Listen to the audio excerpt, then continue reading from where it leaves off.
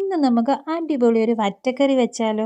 ഒരു സത്യം പറയട്ടെ, നാട്ടിൽ 2 മാസം പോയി നിന്നു. ഒരു ദിവസം പോലും നല്ലൊരു മീൻകറി കൂട്ടാൻ ഭാഗ്യം കിട്ടിയിട്ടില്ല.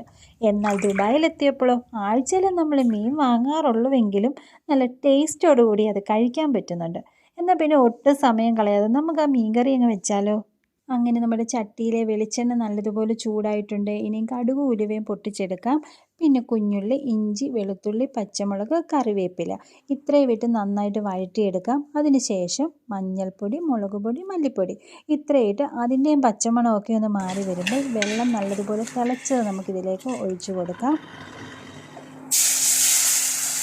ഇനി നമ്മൾ ഇതിലേക്ക് ഇടുന്നത് പുളിയാണ്. പിന്നെ കുരുമുളക് പൊടി, കുറച്ചുപ്പ് ഇത്രയും ഇട്ട് നമുക്കിതൊന്ന് അടച്ച് വെച്ച് ഒന്ന് തിളപ്പിച്ചെടുക്കാം. അങ്ങനെ ഇതേപോലെ തിളച്ച് വരുമ്പോൾ നമുക്കതിലേക്ക് നമ്മുടെ മീൻ ഓരോന്നോരോന്നായിട്ട് ഇട്ട് കൊടുക്കാം. അതൊന്ന് ഉടയാത്ത രീതിയിൽ, അതായത് പൊടിഞ്ഞു പോകാത്ത രീതിയിൽ വേണം നമ്മൾ ഇട്ട് കൊടുക്കാനായിട്ട്. എന്നിട്ട് ഇതൊക്കെ കൂടി ഒന്ന് മിക്സ് ചെയ്ത് കുറച്ച് കറിവേപ്പിലയൊക്കെ ഇട്ട് കുറച്ച് പച്ച വെളിച്ചെണ്ണയും കൂടെ ഒക്കെ ഒഴിച്ച് ഇതൊന്ന് അടച്ച് വെച്ച് അവിടെ ഇരുന്ന് സമാധാനത്തോടുകൂടി വെന്തോട്ട്. കഴിഞ്ഞു. നമ്മുടെ മീൻകറിയൊക്കെ റെഡി ആയിട്ടുണ്ട്. എന്ത് വേഗത്തിലാണ് മീൻകറി റെഡി ആയല്ലേ? അപ്പോൾ എല്ലാവരും പോയി ഇതൊന്ന് ട്രൈ ചെയ്ത് നോക്കിക്കോളൂ. എല്ലാവർക്കും ഇഷ്ടമാകും.